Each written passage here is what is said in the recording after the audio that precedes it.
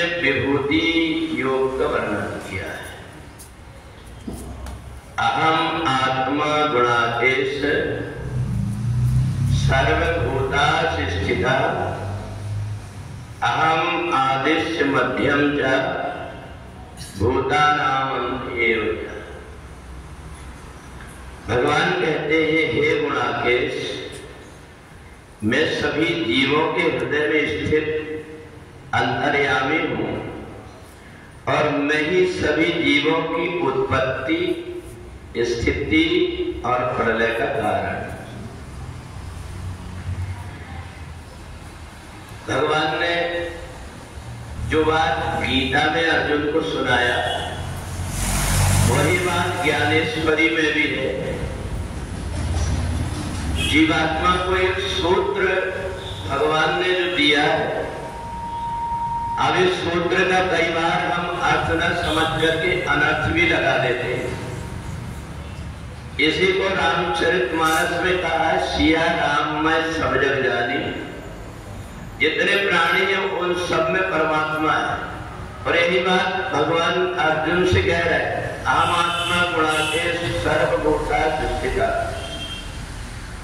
सभी आत्मा में मैं हूं, परंतु परमात्मा वहां पर स्थूल रूप से न रहकर के उनकी शक्ति विद्यमान। जैसे कि अपने यहाँ जो लाइट लगी हुई है, इसमें जो वायर्स का करंट आया है वो पंखे में भी आया है और ट्यूबलाइट में भी आया है। अगर अपन ये सोच ले कि जो काम पंखा करता वही ट्यूबलाइट करेगा तो ये हमारी भूल हो जाएगी। उनका सबके अंदर अहम आत्मा गुणाकेश परमात्मा की शक्ति तो है, परंतु तुम्हें देख करके चलना पड़ेगा कि उसका स्वभाव क्या है। यदि तुमने जैसे रस्सी पकड़ के वैसे अगर बिजली के करंट को पकड़ लिए तो बच नहीं पाओगे। ऐसे ही सबके अंदर परमात्मा की शक्ति तो है, परंतु उनकी प्रकृति भी अलग अलग है। वही लाइट जब ट्यूबलाइट में गई तो जलने लगी, परंतु वही पंखे में जाएगी तो जलेगी नहीं, घूमने लगेगी। और ऐसे ही गर्म और ठंडी भी जितनी चीजें, करंट उन सब में एक सा है। ऐसे ही हर जीव के अंदर परमात्मा की शक्ति तो है, पर उसका प्रकृति, उसका नेचर भी देखना पड़ेगा हमें कि उसका स्वभाव क्या है। और इसलिए समझदार व्यक्ति सियाराम में सब जग जानी तो समझता है, परंतु जब कोई बकरी आती है तो अलग ढंग से चलने लगता है, और कहीं कोई शेर दिखता है तो भागने लगता है। अगर कोई सोचेगा सियाराम में सब जग जानी, शेर के पास जाऊंगा मैं, खाएगा नहीं, क्योंकि उसमें भी परमात्मा ऐसा नहीं। इसलिए हमें इस बात का ज्ञान करना पड़ेगा। और यही बात भगवान कहते हैं विभूति योग में कि मुंडे मुंडे मंदिर भिन्ना। जितने भी व्यक्ति उन सब में अलग अलग प्रकार की वृत्तियां, अलग अलग सोच, अलग अलग व्यवहार, इसलिए है उनका स्वभाव सबका अलग अलग है।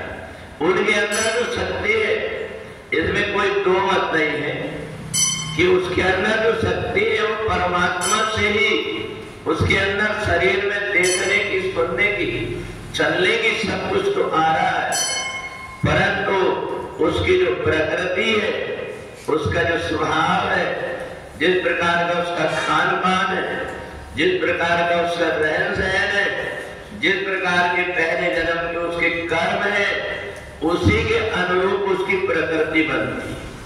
फल भी कई प्रकार के होते हैं। हम अगर सोचें कि फल तो फल ही होते, उनका स्वभाव एक सा ऐसा भी नहीं है, तो इसलिए उनमें भी अलग अलग प्रकार के होते हैं। और इसलिए जो यहाँ आकर के अपनी प्रकृति को सतोगुणी बना लेता है, परमात्मा से जोड़ देता है, उस व्यक्ति का जीवन सतोगुणी हो जाता है। कोई व्यक्ति इसी संसार में आकर के पैसे ढेला छोड़ करके सन्यासी बना बैठा है, कोई दूसरा व्यक्ति सवेरे शाम तक के हाय कैसा इदमद्वयारब्धम इमं प्राप्स्य मनोरथम, इसमें ही लगा रहता है। और तीसरा वो व्यक्ति जो सोचता मेरे को कुछ करना नहीं है परंतु सब कुछ मेरे को मिल जाए, फिर वो अनेक प्रकार के अपने यत्न करता है, चोरी करके, बेईमानी करके, लूट कर, हत्या करके।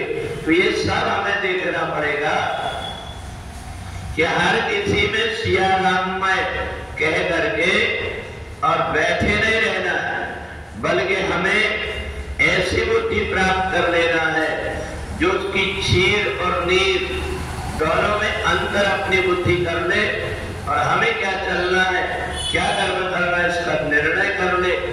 एक जरूरी नहीं कि हमने अगर सोच लिया हम सीधी रास्ता चलेंगे, चाहे गड्ढा आए तो भी, दीवार आए तो भी, तो उसको ज्ञान नहीं कहते, उसको अज्ञान कहते हैं।